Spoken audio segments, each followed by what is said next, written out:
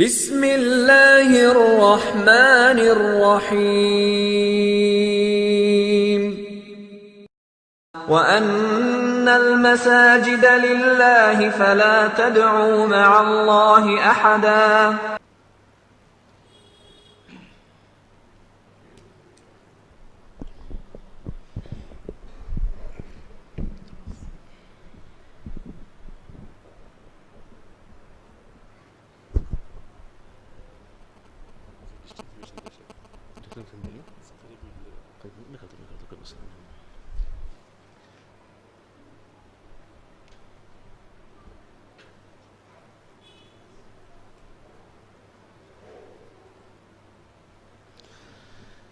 السلام علیکم ورحمۃ اللہ وبرکاتہ۔ ان الحمد للہ نحمده ونستعینه ونستغفره ونعوذ باللہ من شرور انفسنا ومن سیئات اعمالنا من يهده اللہ فلا مضل له ومن يضلل فلا هادي له وأشهد أن لا إله إلا الله وحده لا شريك له وأشهد أن محمدًا عبده ورسوله صلى الله عليه وعلى آله وصحبه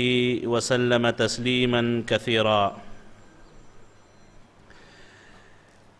أما بعد،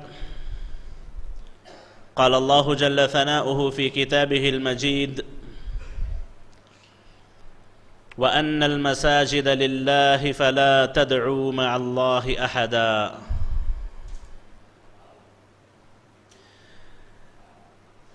قابل احترام اہل علم حضرات، باعزت اسلامی بھائیوں،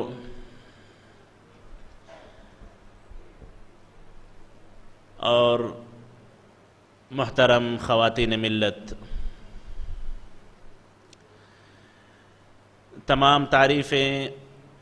ہر طرح کی توصیف و تقدیس و تحمید اسی اللہ کے لیے لائق و زیبا ہے جس نے ہمیں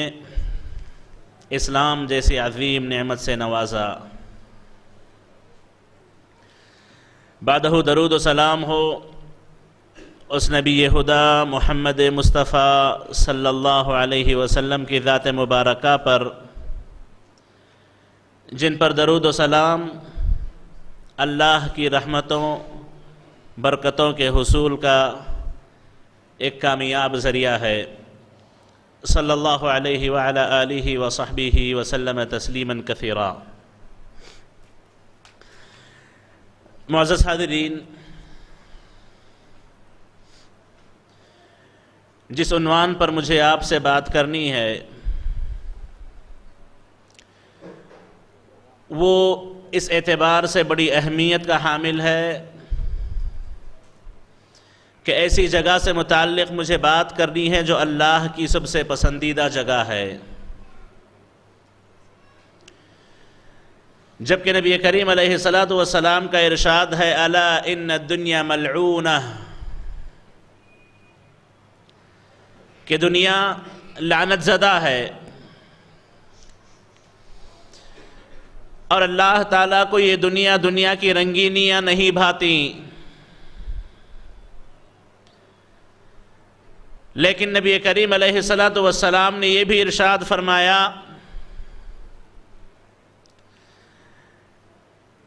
کہ احب البقاع الی اللہ مساجدها، کہ اللہ کو سب سے پسندیدہ اس دنیا میں اگر کوئی جگہ ہے تو وہ یہ مسجدیں ہیں۔ مسجدوں کی تعمیر کا مقصد صرف ایک اللہ کو پکارنا، ایک اللہ کی عبادت کرنا، ہر قسم کے شرک اور اس کی نافرمانیوں سے اس مخلوق کو بچنے کی تلقین کرنا۔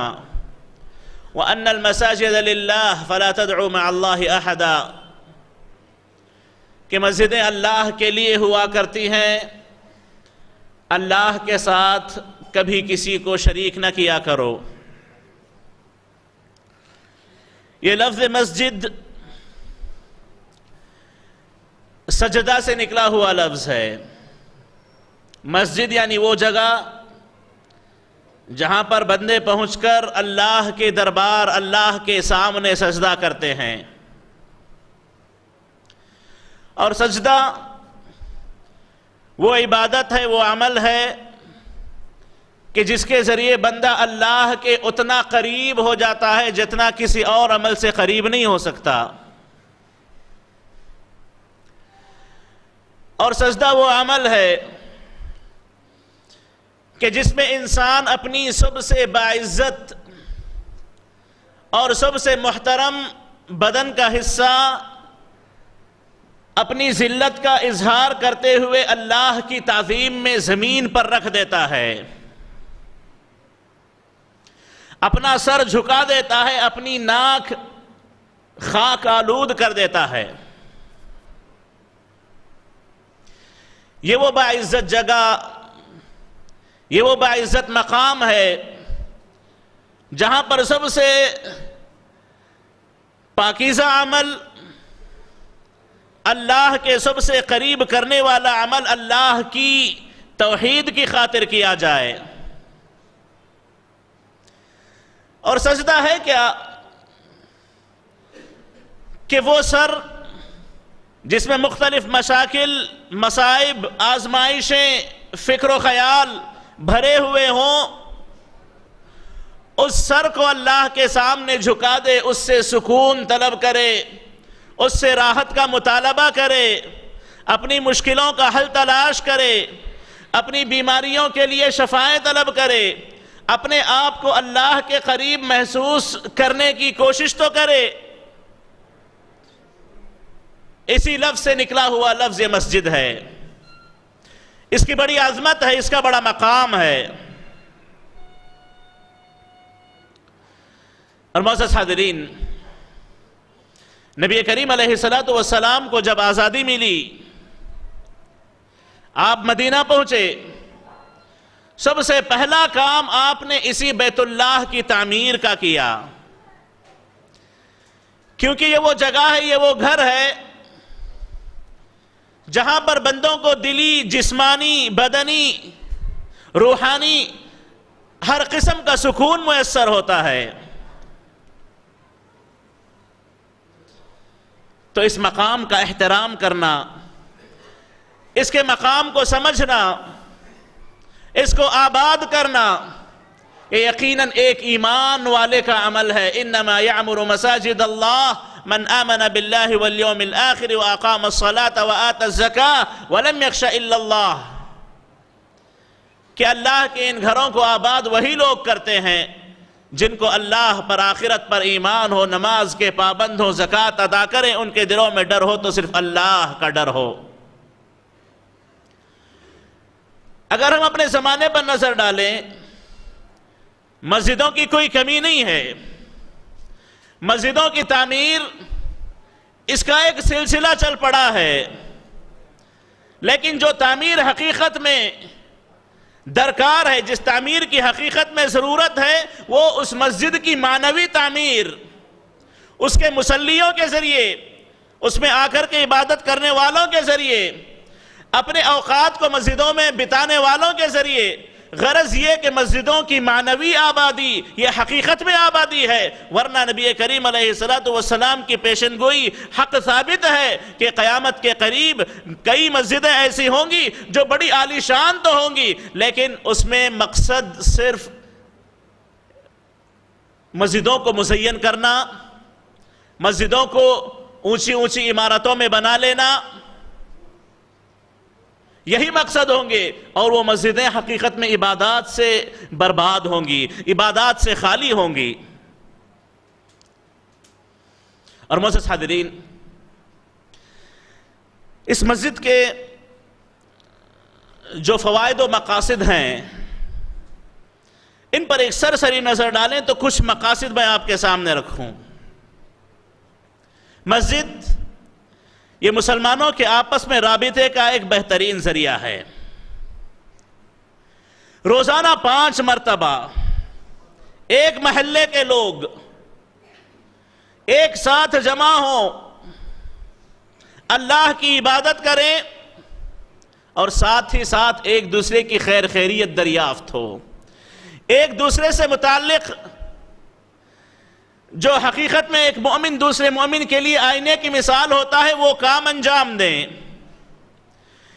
ایک دوسرے کی نصیحت کریں، ایک دوسرے کے حالات دریافت کریں۔ یہ ایک بہترین ذریعہ ہے کہ جس کے ذریعے اللہ تعالیٰ آپسی تعلقات کو بڑا مضبوط سے مضبوط ترین کر دیتا ہے۔ اور یقیناً انسانی بدن، انسانی فطرت، انسانی طبیعت میں اللہ نے یہ چیز رکھی ہے کہ جو چیز جتنی زیادہ بار ہوگی وہ اتنا گہرا اثر رکھتی ہے۔ جیسے پانی کے قطرے کو دیکھ لیں، اگر وہ پتھر پر بھی بار بار پڑے تو اپنا اثر ضرور چھوڑتا ہے۔ تو جہاں پر روزانہ کئی مرتبہ آپس میں ملاقات ہو، علیک سلیک ہو، ایک دوسرے کی خیریت دریافت ہو، تو یقیناً اللہ تعالیٰ دلوں کو قریب کر دیتا ہے، دل ملنے لگتے ہیں، ایک دوسرے کی ضرورتوں کو پوچھ کر بتا کر پورا کر کے اللہ تعالیٰ دلوں میں نزدیکیاں پیدا کرا دیتا ہے۔ یہ ایک بہترین ذریعہ ہے جس کے ذریعے معاشرے میں ایک مضبوطی، اخوت، بھائی چارگی پیدا ہوتی ہے۔ تو مسجد جہاں پر عبادت کا ایک بہترین ذریعہ ہے، عبادت کا ایک مقام ہے، وہیں پر مسجد آپسی تعلقات کے مضبوط کرنے کا، آپسی تعلقات کے استوار کرنے کا بڑا ہی بہترین ذریعہ ہے۔ اور معزز حاضرین، مسجد جو کہ اللہ کا گھر، جہاں پر اللہ کی عبادت ہو، اس کے اپنے آداب، اس کے اپنے اخلاق ہیں۔ تفصیل سے تو کوئی بات بتائی نہیں جا سکتی، اشارات سے کچھ باتیں میں آپ کے سامنے رکھوں گا۔ مسجد نبی کریم علیہ السلام کی زندگی میں دیکھیں تو یہ صرف عبادتوں کی جگہ نہیں تھی، بلکہ نبی کریم علیہ السلام کے لیے اگر ہم تعبیر کو برداشت کر لیں تو دار الخلافہ تھی۔ یہیں سے معاملات طے پاتے، یہیں سے لشکروں کو روانہ کیا جاتا، یہیں پر مشورے کیے جاتے، یہیں پر فیصلے ہوتے، یہیں پر تعلیم و تربیت کے مختلف انتظامات ترتیب دیے جاتے، اور یہیں پر قیدیوں کو لا کر کے بھی رکھا جاتا، یہیں پر جنگی مشقیں بھی کی جاتی۔ غرض یہ کہ مسجد کا ان کا اپنی زندگیوں سے اتنا گہرا تعلق تھا۔ نبی کریم علیہ السلام کے عہد نبوت میں، عہد رسالت میں اور عہد صحابہ تابعین تبع تابعین میں مسجد کی ذمہ داریوں کو، مسجد کے مقام کو دیکھیں تو یہ ناممکن تھا کہ کسی مسلمان کا مسجد سے تعلق کٹ جائے اور وہ مسلمان باقی رہے۔ اس کے اسلام کی نشانی اس کی مسجد میں حاضری سے ہوتی۔ صحابہ کرام کہا کرتے تھے کہ اگر ہم کسی شخص کو مسجد میں نہ پاتے تو یا تو ہم سمجھتے کہ وہ معذور ہے، بیمار ہے، یا ہم سمجھتے کہ وہ منافق ہے۔ یا تو نفاق اسے روکتا، یا کوئی بیماری، کوئی عذر اسے مسجد میں حاضر ہونے سے روک دیتا۔ اس کے علاوہ کوئی اور بات نہیں تھی کہ بندہ مسجد سے اپنے آپ کو روک لے یا مسجد میں 5 وقتہ حاضری نہ دے۔ یہ مقام ان کے دلوں میں مسجدوں کا تھا، اگرچہ کہ وہ مسجدیں چھپر کی ہوتی، اگرچہ کہ ان مسجدوں میں فرش کے بجائے کنکریاں بچھی ہوتی، لیکن مسجدیں آباد تھیں۔ مسجدوں میں اللہ کا نام لیا جاتا، مسجدوں میں اللہ کا ذکر کیا جاتا، مسجدوں میں اللہ کی یاد ہوتی، مسجدوں میں اللہ کے فرشتوں کا نزول ہوتا۔ یہ حقیقی تعمیر ہے، یہ حقیقی مقام مسجد کا ہے۔ اور اسی طریقے سے معزز حاضرین، مسجدیں بن جائیں تو مسجدوں کی ذمہ داریوں کی کچھ ذمہ داریاں ہوتی ہیں، ذمہ داروں کی کچھ ذمہ داریاں ہوتی ہیں، اور مسجد میں آ کر نماز اور عبادتوں کو ادا کرنے والوں کی کچھ ذمہ داریاں ہوتی ہیں. ہر کوئی اپنی ذمہ داری کو سمجھے، ہر کوئی اپنی ذمہ داری کو سمجھے، ہر کوئی اپنی ذمہ داری کو ادا کرے تو یقیناً مسجد وہ اپنا پیغام دوبارہ دے سکتی ہے، مسجد وہ اپنا مقام دوبارہ پا سکتی ہے جو عہد صحابہ میں، عہد سلف میں مسجد کو مقام حاصل تھا. معزز حاضرین، مسجد وہ جگہ ہے کہ جس سے کسی مسلمان کا کسی بھی قسم کا کوئی رابطہ بن جائے، کوئی تعلق جڑ جائے تو سمجھیے کہ اس کی نجات کا ذریعہ نکل جائے. حتیٰ کہ اگر کوئی آدمی مسجد کی صفائی بھی کرنے والا کیوں نہ ہو، اس کا اپنا مقام ہے، اس کا اپنا مرتبہ ہے. نبی کریم علیہ السلام کے زمانے میں ایک عورت تھی، کالی عورت، جو مسجد کی صفائی کا کام کیا کرتی تھی. اس کا انتقال ہو گیا، لوگوں نے راتوں رات اسے دفن کر دیا. سبحان اللہ، اس کا کیا مقام اللہ کے نبی کو پتا چلا. نبی کریم علیہ السلام نے صحابہ سے دریافت کیا، سرزنش کی، کہا بتاؤ کہ اس کی قبر کہاں ہے. نبی کریم علیہ السلام خود نبی کریم علیہ السلام چلتے اس کی قبر پر پہنچتے ہیں اور اس کے لیے نماز جنازہ پڑھتے ہیں، اس کے لیے مغفرت کی دعا کرتے ہیں. یہ کیا مقام کم ہے کہ اللہ کے نبی محمد رسول اللہ علیہ السلام جن کی دعا کے لیے لوگ تڑپیں، خود اللہ کے نبی چلتے اس کی انتقال کے باوجود اس کی قبر پہ پہنچے، اس کے لیے مغفرت کی دعا کریں. وہ کیا عمل تھا جس کی وجہ سے اس نے وہ مقام پایا؟ مسجد کی صفائی، مسجد کی ستھرائی. یہ وہ عمل تھا کہ ایک عام طور پر بات سمجھ رہے کہ مسجد سے کسی تعلق سے آپ کا کوئی علاقہ بن جائے، کوئی رابطہ بن جائے، مسجد کی خدمت میں آپ لگ جائے یا مسجد آپ کے دل میں بس جائے تو یاد رکھیں یہ آپ کی نجات، آپ کی کامیابی کا ایک بہترین راستہ بن جاتی ہے. مسجد کو چلتے آئے، اس کی اپنی فضیلتیں ہیں. نبی کریم علیہ السلام نے کہا کہ بشر المشائین فی الظلم بالنور التام یوم القیامہ. قیامت کا دن جب اندھیرا ہوگا، سب لوگ پریشان ہوں گے، تو نبی کریم علیہ السلام نے ان لوگوں کو کامل نور کی خوشخبری سنائی ہے جو اس دنیا میں اندھیرے میں چل کر کے مسجد کو پہنچے. ظلم، اندھیرے سے مراد آج کے اپنے ترقی کے دور کے اعتبار سے دیکھیں تو یہ ضروری نہیں ہے کہ راستے میں کوئی لائٹ نہ ہو. پھر ظلم سے مراد یہ بھی نکلتا ہے کہ فی اوقات الظلمہ، کہ وہ اوقات جو عام طور پر اندھیرے کے اوقات ہوا کرتے ہیں، فجر کے اوقات ہیں، عشاء کے اوقات ہیں، ایسے اوقات میں بندہ اگرچہ کہ اسٹریٹ لائٹس کی روشنی میں بھی کیوں نہ آئے، انشاءاللہ بشر المشائین فی الظلم کے دائرے میں داخل ہوگا، کیونکہ یہ وہ وقت ہے جو حقیقت میں اندھیرے کا وقت ہے.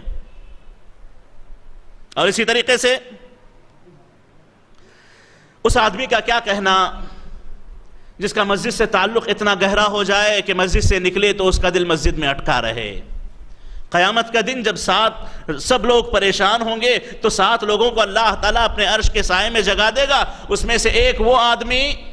رجل قلبہ معلق بالمساجد، کہ وہ جس کا دل اللہ نے مسجدوں سے ایسے جوڑ رکھا ہے، مسجدوں سے اللہ نے دل ایسے جوڑ رکھا ہے کہ وہ ایک نماز پڑھ کے مسجد سے نکلے تو دوسری نماز کے انتظار میں رہے،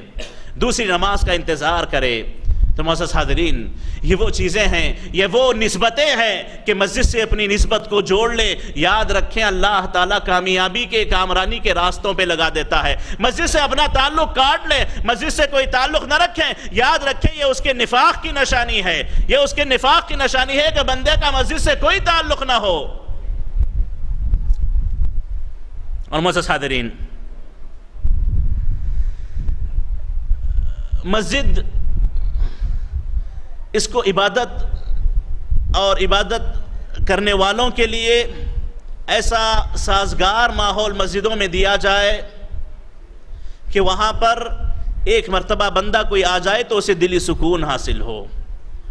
عمر بن خطاب رضی اللہ تعالیٰ عنہ کے زمانے میں مسجد نبوی کی کچھ تعمیر کا مسئلہ آیا، مسجد نبوی کی کچھ توسیع کا مسئلہ آیا، تو عمر بن خطاب رضی اللہ تعالیٰ عنہ نے بنانے والے سے کہا کہ ایاک ان تحمر او تصفر، کہ تم مسجدوں کو لال پیلا نہ کرو، مسجدوں میں خامخواہ کی زینتیں نہ سنوارو، مسجدوں کو خامخواہ سے رنگ اور مختلف قسم کی زینتوں میں نہ ڈالو، بلکہ ایسی مسجد بناؤ جس سے سایہ نصیب ہو اور پورے اطمینان کے ساتھ بندہ اللہ کے دربار میں سجدہ کر سکے، سکون حاصل کر سکے۔ تو مسجدوں کو بہت زیادہ ڈیکوریٹ کرنا، بہت زیادہ رنگین بنانا، یہ قیامت کی علامات میں سے ایک علامت ہے۔ اور اسی طریقے سے اس بات کا بھی اہتمام ہو کہ مسجد میں نماز پڑھنے والے، عبادت کرنے والے، ان کو کسی قسم کی نہ کوئی بدنی تکلیف ہو، نہ روحانی کوئی تکلیف ہو، نہ ذہنی کوئی تکلیف ہو، بلکہ وہ آئیں تو ان کے بدن کو سکون ملے اور ان کے نفس کو، ان کے دل کو سکون ملے، ان کی آنکھوں کو سکون ملے، ان کے کانوں کو سکون ملے، اور پورے اطمینان کے ساتھ وہ نماز پڑھ کے جا سکیں۔ کچھ مسجدیں ایسی ہوتی ہیں کہ جن مسجدوں میں صفائی کا خیال نہیں کیا جاتا، یا جن کی مسجدوں کے انٹرنس پہ، دروازوں پہ بیت الخلاء بنے ہوتے ہیں، اس کی صفائی کا اہتمام نہ ہو تو ابتدا ہی میں بندہ ایک کراہت محسوس کرے، یہ ذمہ داروں کی ذمہ داری ہے، یہ ذمہ داروں کی ذمہ داری، اور ان کے لیے فضیلت کا ایک مقام ہے، مقام پانے کا ایک ذریعہ ہے کہ وہ مسجدوں کی صفائی کا اس انداز سے خیال رکھیں کہ پہلے قدم سے بندہ مسجد میں آئے تو اسے سکون نصیب ہو۔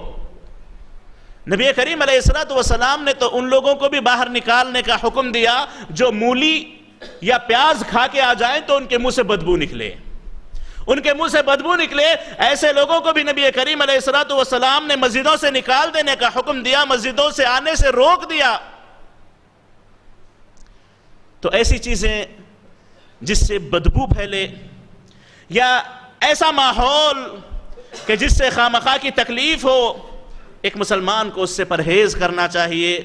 احتیاط کرنی چاہیے، اور خصوصی طور پر جن کو اللہ تعالیٰ نے وہ شرف نصیب کیا، وہ فضیلت عطا کی کہ وہ اللہ کے گھر کی کچھ خدمت کر سکیں، تو انہیں خاص طور پر اس بات کا اہتمام کرنا چاہیے کہ وہ لوگ مسجدوں کو پاک و صاف رکھیں۔ اور ایک آخری بات کہتے ہوئے اپنی بات ختم کر لوں کہ مسجدوں کو اپنی زندگی کا حصہ اس اعتبار سے بنائیں کہ ایک مرد بالغ آدمی کی کوئی نماز بغیر جماعت کے نہ ہو، ہر نماز جماعت کے ساتھ ہو، چاہے اس کی جتنی مصیبتیں، جتنی آفتیں کیوں نہ ہوں۔ ہم خصوصی طور پر بنگلور میں اہل حدیث ایک بڑی غلط فہمی کا شکار ہیں، یا ایک بہت بڑی غلطی کا شکار ہیں کہ ان کے ذہنوں میں یہ بات ہے کہ بغیر کسی اہل حدیث مسجد کے کسی اور مسجد میں نماز نہیں ہوتی، جس کی وجہ سے اہل حدیثوں کا ایک بڑا حصہ ایسا ہے، اہل حدیثوں کی ایک بڑی تعداد ایسی ہے جن کی جماعتیں غارت ہو چکی ہیں، جو اکیلے میں نماز پڑھ لیں، جو کچھ مل کر کے جماعت بنا کے نماز پڑھ لیں، لیکن مسجد کا جو مقام ہے، باجماعت مسجد میں پڑھنے کا جو مرتبہ ہے، وہ ان کے عمل میں نہیں رہا، اگرچہ کہ وہ ذہنی طور پر عقیدتاً مانتے ہوں لیکن عملی زندگی میں نہیں رہا۔ وجہ کیا ہے؟ وجہ یہ ہے کہ ان لوگوں کی غلط فہمی یا ان لوگوں کی غلطی کہ فلاں کے پیچھے نماز نہیں ہوتی، فلاں کے پیچھے نماز نہیں ہوتی۔ ہاں حقیقت ہے کچھ کے پیچھے نماز ہوتی نہیں ہے،